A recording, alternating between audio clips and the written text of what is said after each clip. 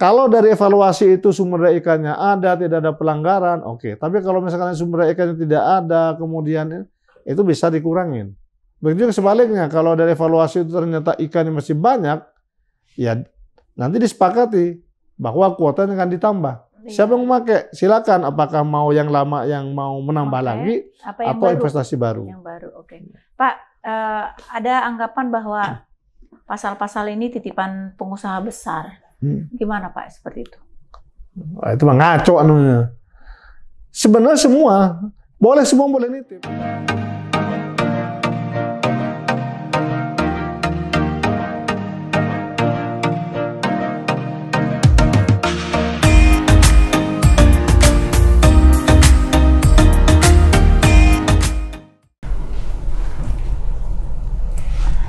Hai, viewer Ngaco, obrolan ala Indoposko.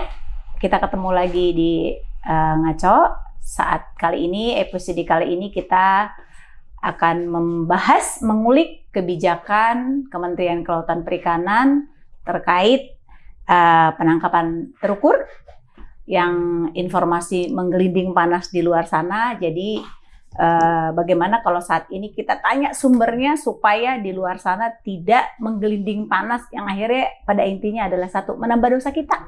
Lebih baik kita tanya sumbernya. Saat ini kita kehadiran Dirjen Perikanan Tangkap Kementerian Kelautan Perikanan, Bapak Muhammad Jaini Hanafi. Selamat siang Bapak Jaini, apa kabar? Selamat siang Mbak Nili. Oke. Saya boleh buka ya? Siap Pak, oke. Sudah tidak ada, mudah-mudahan sudah tidak ada lagi COVID. Masih dalam kondisi jaga prokes kita karena belum ada perubahan dari pandemi ke endemi, jadi kita tetap harus menjaga jarak Pak. Oke. Pak, mau nanya nih, nanya kabar dulu deh Pak, gimana kabarnya? Alhamdulillah. Kayaknya kemarin juga sibuk. kebagian Omikron. Tapi cuma 2 hari. Kena ya Pak ya, sempat kena cuma 2 hari. Itu artinya karena Bapak senang makan ikan, senang olahraga, akhirnya hanya cuma 2 hari. Yang paling penting tidak perlu terlalu dipikirkan. Betul.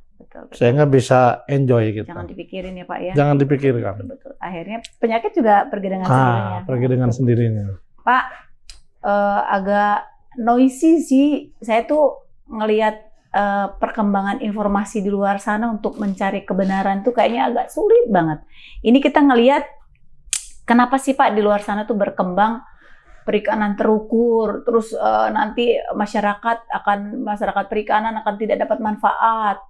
Terus tiba-tiba banyak banget pertanyaan-pertanyaan. Nah ini saya perlu nih Pak dapat keterangan dari Bapak. Ini sepertinya harus ke sumbernya. Apa sih sebenarnya penangkapan terukur ini? Dasar pemikirannya penangkapan terukur ini apa sih Pak? Ya, sebenarnya penangkapan terukurnya sudah diatur mulai dari Undang-Undang 31 dan Undang-Undang 45. Di situ mengamanatkan bahwa kita diminta untuk mengoptimalisasi pemanfaatan sumber daya ikan yang kita miliki. Kemudian yang kedua, itu adalah juga harus menjaga kelestarian lingkungan terhadap ikan itu sendiri. Nah, 2 ini kita rumuskan menjadi penangkapan terukur. Dari mana penangkapan terukur itu? Yang pertama, kalau kita bicara optimalisasi berarti ada sumber daya yang belum termanfaatkan dengan optimum. Masih ada sisa yang belum dimanfaatkan selama ini. Nah, kemudian yang kedua, tentu di dalam Undang-Undang 31 dan 45 itu sudah mengamanatkan bahwa kita harus menentukan kuota. Jadi potensi itu ditentukan oleh Komnas Diskan. Satuannya adalah ton per tahun. Nah, selama ini ton per tahun ini diterjemahkan lagi ke kapal. Nah, sehingga sementara selama ini kapal ini turunan dari alokasi tadi. Nah, bahasa kerennya kita menggunakan input control. Nah, input control ini pengelolaan sumber daya ikan tidak berdasarkan kepada komoditi yang akan ditangkap, tapi terhadap effort yang akan dilakukan untuk menangkap ikan itu, yaitu berapa jumlah kapal, berapa ukuran kapalnya, jenis alat tangkap apa yang akan digunakan.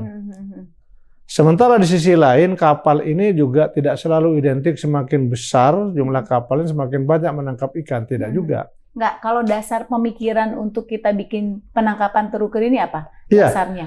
Makanya jadi dari penangkapan terukur ini, kalau penangkapan terukur kita balik. Jadi yang kita diamanatkan di Undang-Undang 45 bahwa kita harus mengelola sumber daya ikan berdasarkan potensi yang ada, maka kita langsung tidak lagi menjadi instrumen utamanya pengendalian terhadap jumlah kapal atau ukuran kapal, tapi langsung kepada berapa kuota yang bisa diambil, berapa sumber daya ikan yang bisa diambil. Nah, karena kita berbicara tentang kuota, maka pengendaliannya pun juga harus dengan kuota. Nah, karena pengendalian dengan kuota, maka instrumen pengendaliannya adalah berapa jumlah ikan yang bisa diambil. Nah, sedangkan kapal dan ukuran dan alat tangkapnya itu menjadi bagian dari pengendalian, tapi bukan instrumen utama. Nah, itu disebut dengan input control. Jadi tidak ada hal baru, ya. Hanya tadi itu penerjemahannya adalah kuota diterjemahkan kepada jumlah kapal. Kalau sekarang langsung jumlah ikannya yang bisa ditangkap itu berapa. Nah, kalau sejumlah ikan ini menjadi instrumen utama, maka alat tangkap apapun, sebesar apapun alat tangkapnya, maka tidak boleh melebihi dari kuota yang diberikan. Itulah esensi dari penangkapan terukur ini. Berarti selama ini kan Pak, kita nggak bisa tahu jumlah ikan yang dieksploitasi sebenarnya seberapa karena batasannya GT kapal. Ya. Jadi JT kapal kecil belum tentu dia penangkapannya lebih kecil daripada yang besar. Bisa lebih banyak, sehingga menjadi akurasinya jadi kurang. Tapi kalau sekarang pokoknya karena kita punya satuannya adalah ton per tahun, berapa ton per tahun bisa diambil, begitu tercapai stop. Tidak boleh lagi ada pengambilan ikan. Itu penangkapan terukur. Sehingga kalau kita berbicara tentang kelestarian lingkungan, maka ada dua di situ. Yang pertama adalah jangan sampai eksploitasi itu melebihi kuota yang ditetapkan. Karena kalau melebihi kuota maka akan rusak. Yang kedua adalah alat tangkap yang digunakan. Harus ramah lingkungan. Tidak boleh menggunakan alat tangkap yang tidak ramah lingkungan atau destructive fishing. Pakai bom, pakai dan sebagainya. Itu tidak boleh. Listrik, bom dilarang. Termasuk juga alat tangkap yang dilarang. Yang dilarang. Nah, sekarang artinya dasar pemikiran untuk membuat ini selain memang sumber daya alam yang belum tereksplor dengan baik, ternyata ada di undang-undang ya Pak? Ada di undang-undang. Jadi kita diminta mengoptimalisasi pemanfaatan sumber daya ikan yang kita miliki. Kenapa? Karena sumber daya ikan ini adalah sumber daya ikan yang selalu bergerak, dinamis. Ya, jadi kalau misalkan tidak diambil dia mungkin mati. Atau dimakan oleh predatornya, atau dia pindah. Migrasi. Beda dengan tambang. Kalau tambang itu dapat konsesi sekian juta ton, luasan sekian hektar. Kalau tidak diambil ya tetap ada di situ. Tapi kalau ikan tidak diambil, ya belum tentu di tahun depan masih ada di situ. Bisa mati, bisa habis, bisa migrasi. Pak, supaya lebih akurat lagi sampai ke masyarakat itu, khususnya masyarakat perikanan, pengusaha, pokoknya praktisi di sektor perikanan ini, sebenarnya yang berhak dapat kuota penangkapan terukur ini siapa aja? Jadi kuota ini ya, jadi kan turunannya itu pertama dari potensi. Dari potensi diturunkan kepada jumlah ikan yang boleh diambil. Ya. Nah, dari jumlah ikan yang boleh diambil ini kita sebut dengan kuota. Dibagi menjadi 3. Yang pertama adalah kuota untuk nelayan lokal. Berapapun kebutuhan nelayan lokal itu wajib dipenuhi. Tidak boleh. Siapa nelayan lokal? Nelayan lokal adalah nelayan kecil yang berdomisili sesuai KTP di lokasi yang bersangkutan. Kenapa? Karena nanti ini kita akan merubah. Jadi esensi kedua tadi selain optimalisasi pemanfaatan sumber daya, dengan penangkapan terukur ini akan menjadikan redistribusi pertumbuhan ekonomi dari Jawa ke luar Jawa. Karena ikan itu nanti semua wajib didaratkan di sana. Kalau ikan didaratkan di lokasi yang bersangkutan akan tumbuh industri. Kalau tumbuh industri akan terjadi pertumbuhan ekonomi, akan terjadi penyerapan tenaga kerja dan seterusnya. Sehingga pemerintah daerah pun yang mempunyai potensi sumber daya tadi bisa memanfaatkan, bisa merasakan manfaat dari keberadaan sumber dayanya. Tapi kalau selama ini nangkap Arafura bawa ke Jawa, orang yang ada di Arafura sana tidak pernah merasakan berapa ikan yang diambil atau manfaat dari pengambilan ikan itu. Tapi dengan penangkapan terukur nanti akan. Nah, oleh karenanya kuota tadi kita akan berikan yang pertama yang harus diutamakan dan tidak boleh tidak itu adalah nelayan lokal. Berapapun kebutuhannya kasih nelayan lokal. Kemudian yang kedua adalah untuk yang kalau saya sifatnya ada yang mengatakan non industri atau non komersial. Nah, non komersialnya adalah lembaga penelitian, ya, pendidikan dan hobi. Jadi dihitung, tapi ini kecil.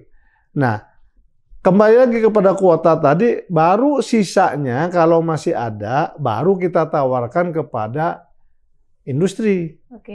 Kita tawarkan, ada nggak yang mau nih, masih ada sisa sekian ikan yang bisa diambil di laut.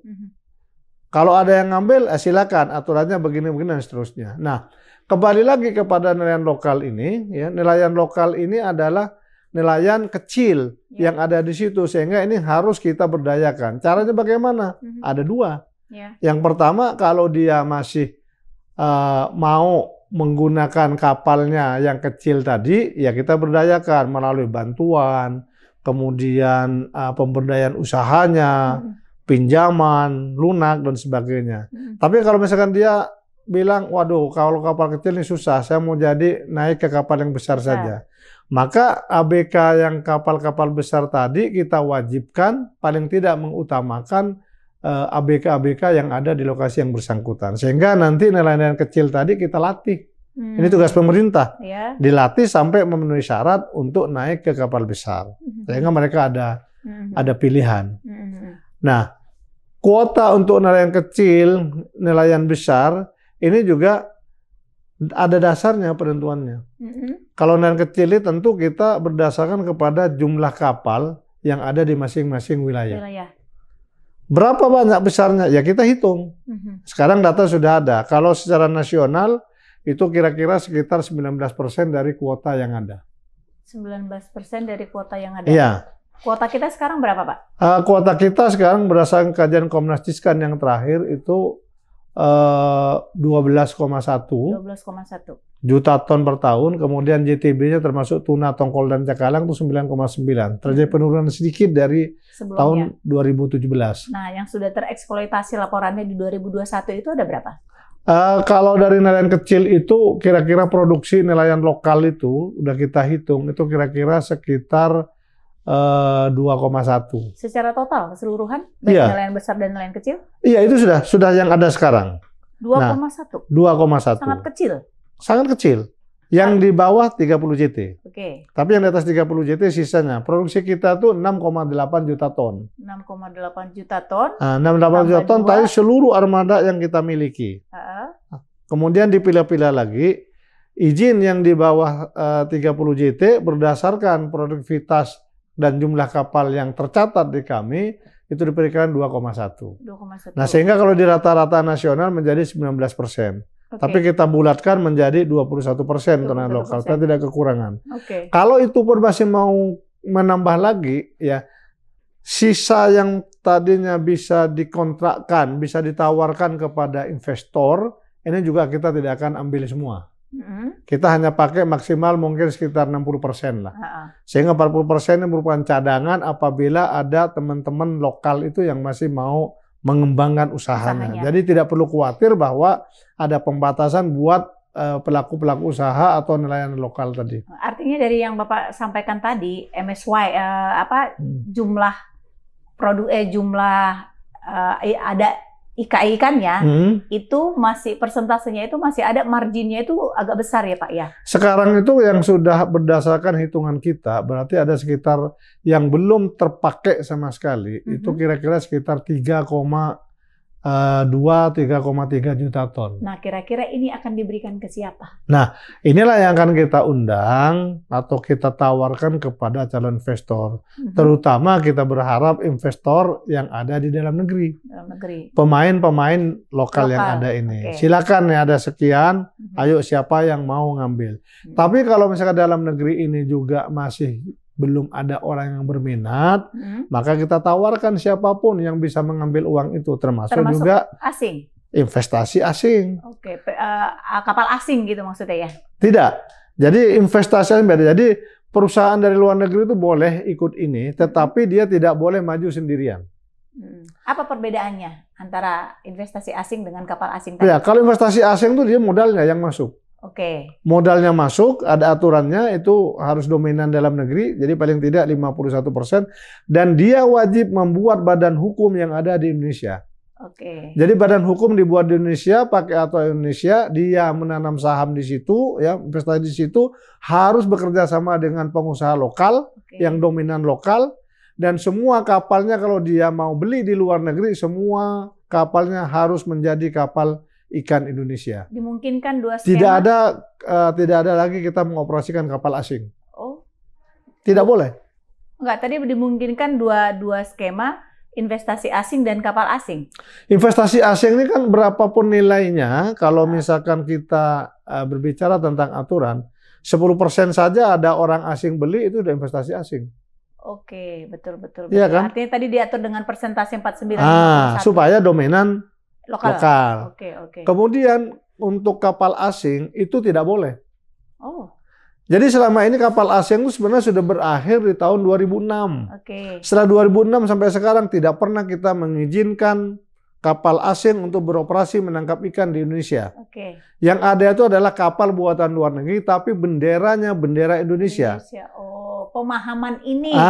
Ini pemahaman ini yang seringkali tidak dimengerti oleh publik. Jadi kapal asing itu adalah kapal yang dia diregistrasi dan mengibarkan bendera selain Indonesia. Oke, di dalam negeri beroperasinya, tapi bendera asing. Tapi kalau misalkan itu diregistrasi di Indonesia, dimiliki oleh Indonesia, mengibarkan bendera Indonesia, sehingga dia namanya kebangsaan kapalnya Indonesia. Buatannya asing. Buatannya asing. Oke, sip. Sama dengan Garuda. Oke. Garuda itu mungkin pakai pesawatnya buatan Boeing, Rusia, buatan Amerika. Kemudian Singapura sama Boeing, Amerika juga. Tapi begitu dia diregistrasi di Singapura, dia masuk ke Indonesia, maka dia namanya pesawat asing. Tapi Garuda, dia beli di Amerika, diregistrasi di dalam negeri, kemudian jadi penerbangan nasional, jadi penerbangan nasional. Ini sama dengan itu. Oh iya. Ini perbedaannya ya Pak ya? Investasi asing dan kapal asing. Kalau kapal asing tadi dia kategorikan berbendera asing masuk ke dalam negeri. Betul. Tapi kalau kapal asing yang diproduksi di asing masuk ke dalam negeri, diregistrasi menjadi milik dalam negeri. Dalam negeri. Itu benderanya adalah bendera Indonesia. Dan kapal ini dia akan berlaku hukum sesuai dengan bendera kapal. Ini adalah aturan internasional. Jadi kalau dia bendera Indonesia, maka semua peraturan yang ada di atas kapal itu peraturan Indonesia, peraturan nasional. Tapi kalau dia benderanya asing, maka aturan yang terjadi di atas kapal itu dia tunduk kepada negara benderanya. Walaupun ada di perairan Indonesia. Itu terkait kapal. Pak, terkait investasi tadi agak mengulik sedikit. Hanya boleh 41 harus dominan lokal. Investasinya. Sementara yang punya uang tuh asing sekarang. Selama ini kan yang terjadi seperti itu. Makanya ada ex asing itu karena memang orang asing yang datang bawa modalnya ke dalam negeri. Sekarang PMI yang diizinkan beroperasi di sektor perikanan itu diizinkan investasi asing. Dengan catatan 40 dominan milik investasi lokal. Bagaimana mungkin kita bisa mempercayai karena modal asing yang akan masuk mendominasi, tapi tiba-tiba di persentase mereka harus lebih kecil daripada lokal. Kan sekarang kalau atur investasi, saya kira bukan urusan Kementerian KKP. Itu adalah Kementerian Investasi. Di sanalah yang mengatur sesuai dengan aturan yang ada. Aliran dana dan sebagainya, itu semua sudah ada yang ngatur. Tapi yang pasti kita ini sudah membuat aturan seperti itu. Karena bendera kapal bisa beralih menjadi bendera nasional manakala si pemiliknya itu adalah dominan orang Indonesia. Oke. Termasuk kalau ibarat kita ngambil kapal dari asing tadi, termasuk ABK-nya udah diatur dalam permen. Tidak. Kalau ABK kita harus orang sini. 100% dalam negeri. 100% dalam negeri. Kalau ibaratnya dari luar negeri kan itu kapal kan belum tentu bisa langsung transfer knowledge mengoperasionalkan dan lain sebagainya. Ya, ini sudah lama ketentuan ini di Undang-Undang 45 sama, kemudian di Undang-Undang CK juga sama. Harus menggunakan dalam negeri. Oke. Lalu besaran kapal, Kak, yang boleh dibeli dari luar itu besaran kapal? Nah, besaran kapal ini sebenarnya sudah diatur. Jadi kita tidak mengatur, aturan yang baru ini tidak perlu mengatur lagi tentang alat tangkap kapal karena sudah diatur di peraturan yang lain. Jadi kapal yang boleh diimport itu kalau misalkan besi, kalau misalkan dia baru harus di atas 100 JT. Tapi kalau bekas harus di atas 150 JT. Tapi kalau misalkan dia kapal kayu baru, dia harus di atas 150 JT. Kalau misalkan bekas harus di atas 200 JT. Kalau di bawah 100 JT itu tidak boleh. Kenapa? Karena kita berharap tumbuhnya galangan-galangan kapal di dalam negeri. Tapi kalau misalnya 200 JT segala macam, ini mungkin sangat terbatas. Sehingga ini masih diperlukan adanya import dari luar. Tapi tidak untuk kemungkinan juga nanti galangan kalau misalnya perlunya 100 mungkin kemampuan dalam negeri 80, 20 misalkan hanya 80-nya bisa import. Nanti kita atur itu semua. Pak, ini kalau ibarat ada anggapan di publik mengatakan bahwa saya sih sebenarnya karena dengar langsung dari sumbernya agak sedikit paham ya. Nah, bagaimana dengan teman-teman yang dapatnya di lapangan sana hanya separuh atau seperempat? Jadi publik tuh meragukan kesiapan pemerintah dalam penerapan kebijakan penangkapan terukur ini. Kira-kira seperti apa gambaran yang bisa diberikan ke masyarakat? Jadi sekarang kalau misalkan diragukan, ya wajar saja karena ini belum pernah laksana. Barang baru. Tapi kami di dalam sudah siap. Yang pertama kita regulasi. Regulasi sekarang kita dengan permen itu sudah siap, sudah sedang meminta persetujuan presiden. Begitu presiden setuju ini sudah. Dan permen ini sudah kita konsultasikan, sudah kita konsultasi publik sudah berulang-ulang, baik di pusat maupun daerah. Begitu juga dengan PP. PP sedang kita mintakan juga untuk pengesahannya. Jadi ini sudah dikonsultasikan publik, baik daring atau offline. Di masing-masing daerah, ya di Jakarta, Medan, Sibolga, Bitung, Ambon, Pantura, Bali, ini semua sudah kita konsultasikan publik. Nah tentu konsultasi publik ini ya orang yang berminat lah. Siapa yang berminat? Ya tentu pengusaha. Kalau yang bukan pengusaha mungkin tidak begitu berminat, sehingga tidak banyak tahu. Nah dengan adanya ini banyak masukan-masukan dari publik itu yang untuk memperbaiki konsep yang kita buat. Ini sudah banyak masukan yang ditampung.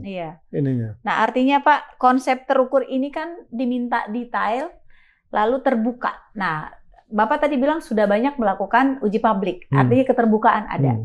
Termasuk draft permen ini kan sudah disebar ke semua orang. Draft permen itu sudah kita sebar. Siapapun yang minta, disebar ke NGO, disebar ke akademisi, disebar ke pengusaha. Siapapun yang minta, bahkan sampai kepada mahasiswa pun kita kasih. Silakan pelajari, kemudian kalau ada masukan yang bagus kita pertimbangkan. Banyak masukan-masukan sudah kita akomodir di situ. Karena yang namanya baru kalau hanya pemikiran pemerintah, ini mungkin ada yang lewat dan sebagainya. Makanya kita sebar benar-benar terbuka, tidak ada hal-hal yang ini. Ke KPK pun kita konsultasikan.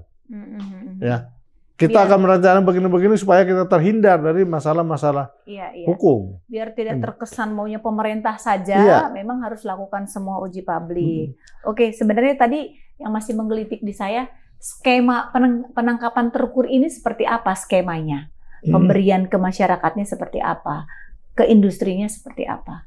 Iya, jadi kita untuk skemanya ini, tadi kalau nelayan kecil itu nelayan lokal, itu diberikan kuota berapapun dibutuhkan dan mereka tidak ditarik, tidak dibatasi, tidak dipungut PNBP.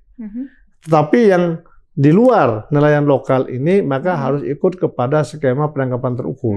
Semisal nih Pak. Nah, skema penangkapan terukur itu kita buka 3 opsi. Dia harus berbadan hukum. Betul. Berbadan hukum. Jadi kalau perorangan tidak bisa masuk ke sini.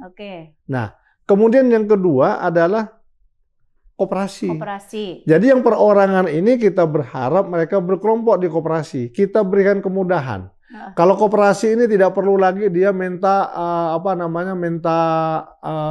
izin siup nanti di bukan kuota dan sebagainya. Karena pada prinsipnya orang kan sudah punya SIUP, sudah punya alokasi. Ini tinggal kita ini kan mereka berkelompok, kuota nanti dipegang oleh koperasi. Tapi yang memprofesionalkan kapal-kapal anggota dari koperasi itu. Nah, koperasi silakan bentuk, silakan menggunakan yang sudah ada, ataupun ya mau merger antar koperasi silakan. Jadi tidak ada masalah. Yang penting harus berkelompok. Kenapa harus berkelompok? Supaya yang kecil-kecil, yang 1 orang, 2 orang juga kuat menghadapi globalisasi. Tapi kalau hanya satu, saya contohkan sekarang BBM. BBM itu kalau kita punya kapal, bisakah kita bernegosiasi dengan Pertamina? Nggak digubris. Tapi kalau 1000 kapal berhimpun di situ, kemudian kita berkirim surat kepada Pertamina, market ini. Mikir Pertamina. Sehingga ini. Kemudian yang kedua adalah bagi mereka yang sudah punya badan hukum, ya kita berikan kuota sesuai dengan permintaannya. Minimal 100.000 ton. Atau sesuai dengan alokasi atau kuota yang tersedia. Nah, dari sini baru nanti kita lakukan penyaringan. Ya, mereka harus ikut tender dan sebagainya. Ya, jadi nanti ada semacam beauty contest lah. Mereka mengajukan, nanti dinilai. Ini sudah ada kriteria penilaiannya sudah disiapkan. Apa saja poin-poin yang dinilai, dan ini juga nanti akan kami diskusikan lebih detail lagi. Jangan sampai ada kesalahan di situ. Nah, kemudian yang satu lagi ini bisa saja ada opsi konsorsium. Ya. Konsorsium itu kumpulan dari badan hukum. Ini juga sedang kita lakukan kajian. Sehingga nanti konsorsium ini bisa menjembatani antara pelaku-pelaku usaha yang badan hukum tadi. Dia membuat kesepakatan untuk mengikuti konsep atau kuota dari penangkapan terukur ini. Kita juga akan lakukan itu.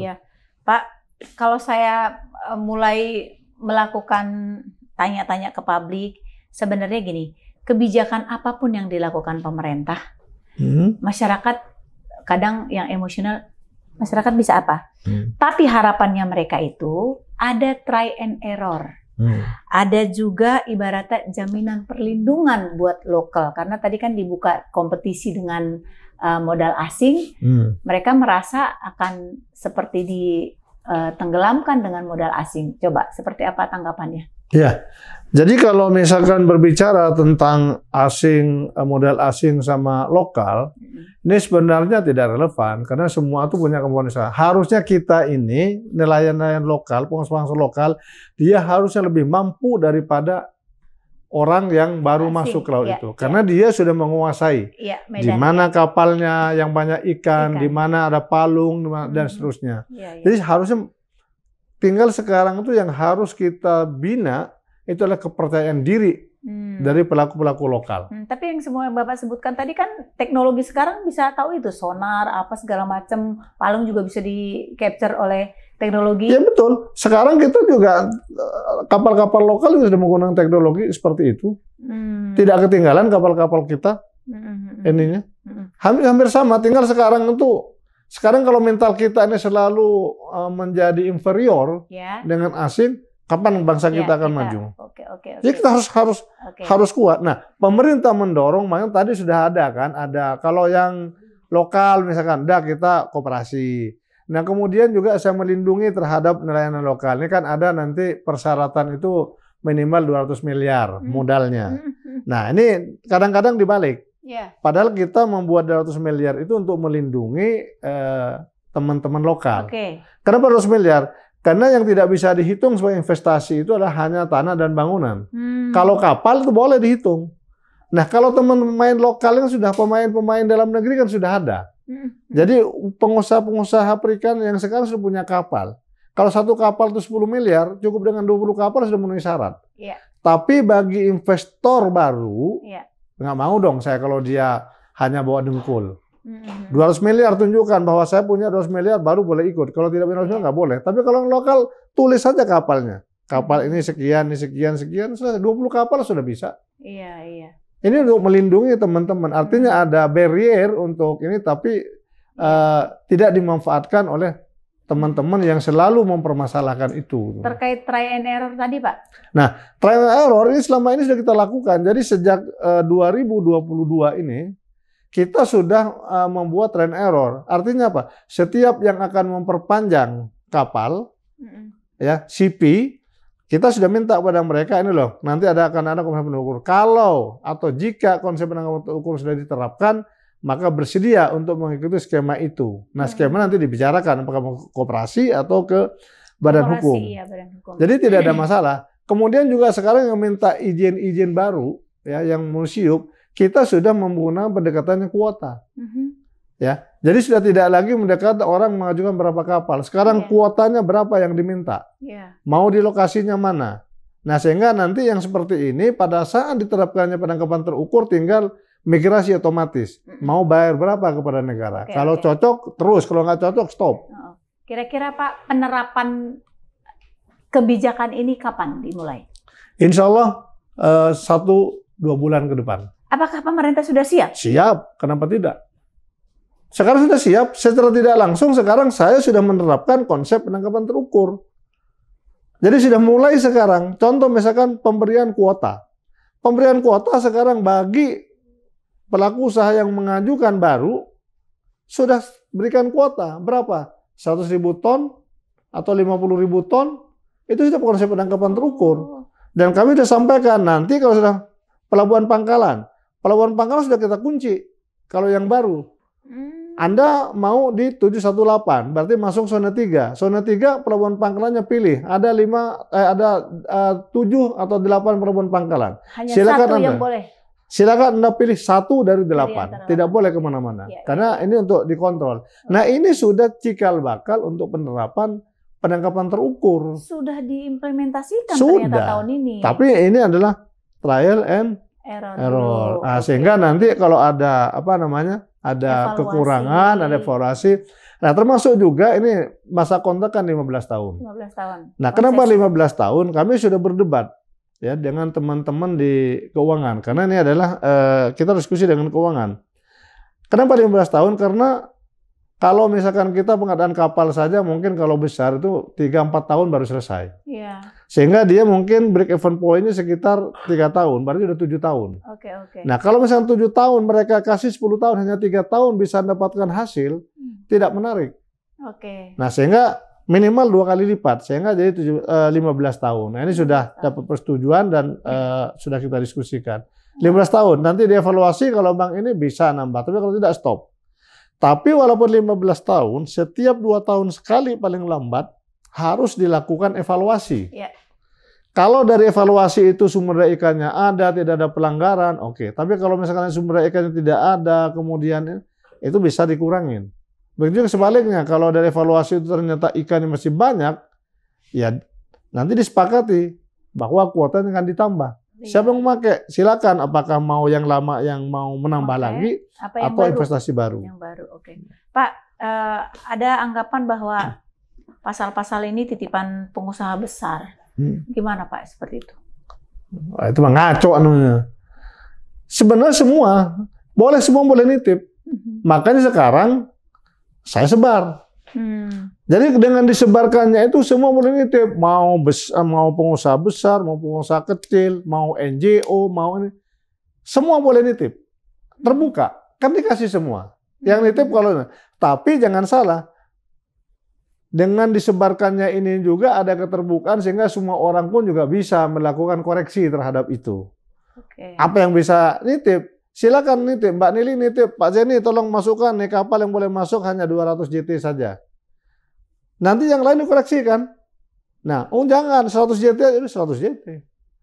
Jadi tidak ada istilahnya titip menitip gitu yang sifatnya negatif. Karena ini semua dikoreksi oleh publik. Publik terbuka ya? Terbuka. Tapi kalau misalkan orang mau nitip dalam hal memperbaiki sistem yang ada, ya sangat terbuka. Itu tidak menguntungkan korporasi tertentu kan tidak. Pak? Titipan tadi yang tidak. yang negatifnya itu adalah bahwa ada titipan pasal yang menguntungkan. Nah, kalau begitu bisa dicek dari proses pembuatan permen maupun PP-nya, silakan cek.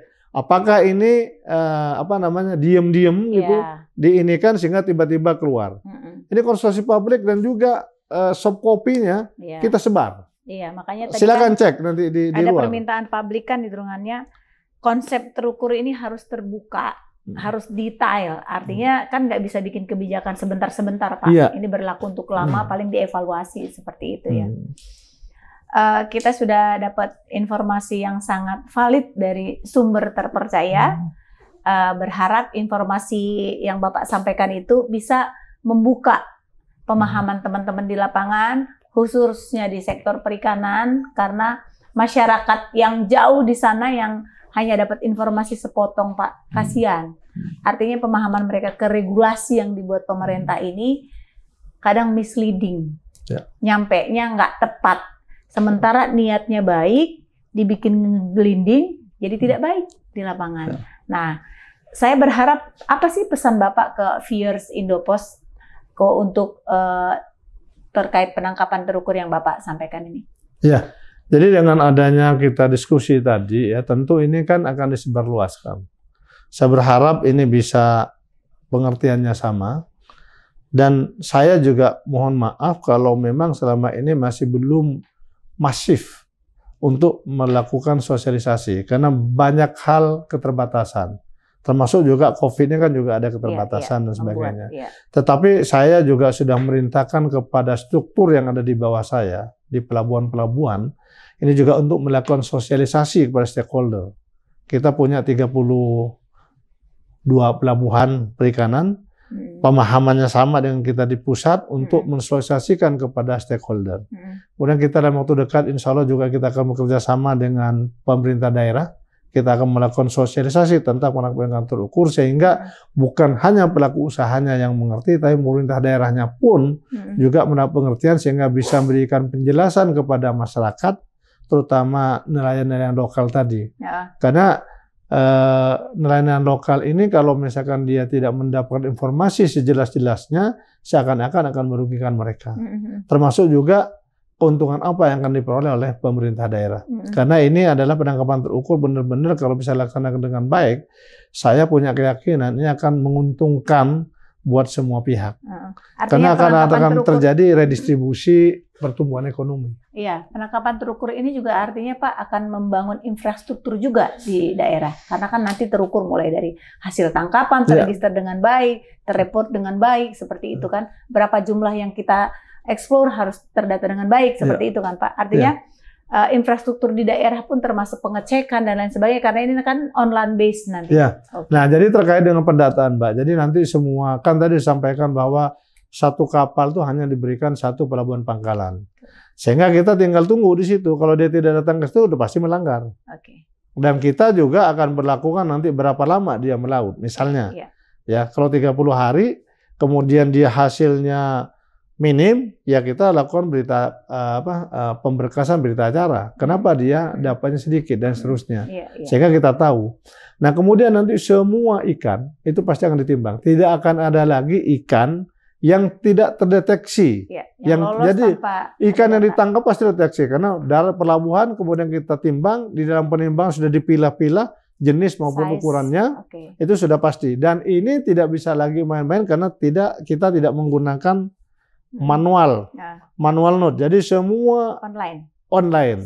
Semua computerized. Jadi begitu dia timbang, tek turun, ini sudah kita uji coba timbangan dan sekarang sedang dilakukan uji coba di Tual hari ini sama besok. Setiap kali penimbangan itu, satu kali penimbangan itu perlu 6 detik. Jadi 1 menit itu bisa 10 kali turun naik. Tidak perlu nyatet lagi. Jadi begitu ikan pertama timbang, Sian, kapasitas timbangan itu 500 kilo, anggaplah sekarang rata-rata nimbang itu 200 kilo gitu. Jadi 200 kilo itu begitu timbang, langsung tercatat. Langsung. Dan yang bersangkutan, pengusahanya tidak perlu nongkrongin di situ. Bisa langsung lewat di iPad-nya atau di handphone, Android, cek. Setelah 1 jam penimbangan, ikan saya sudah dapat berapa, jenisnya ini sudah langsung. Jadi tidak ada lagi berbohong-bohong. Semua akan tercatat, sampai komanya pun akan tercatat. Nah, sekarang terjadi kalau penimbangan itu biasanya ada pembulatan. Kalau di bawah 5, misalkan 62,5, jadi 62. Bayangkan kalau 10 kali nimbang berapa? Setengah kilo. Betul. Nah, ini kan di dalam terikut terus kan? Kalau ini terikut terus. Tidak ada yang hilang. Siap. Pak Dirjen, terima kasih. Terima kasih Mbak Nili. Mudah-mudahan bisa diteruskan kepada publik Yes. supaya pemahamannya sama. Kalau ada koreksi, kami siap untuk menerima koreksi itu untuk perbaikan, Iya. sehingga ini betul-betul nanti menjadi tata kelola pengelolaan Perikanan sumber daya ikan baik yang di betul-betul Indonesia. bertanggung jawab. Sip. Iya. Terima kasih, Mbak. Terima kasih. Viewers Indoposko, dapatkan isu, informasi yang akurat dari sumber terpercaya supaya tidak misleading, pemahaman kita lebih akurat. Sampai ketemu di episode selanjutnya. Terima kasih.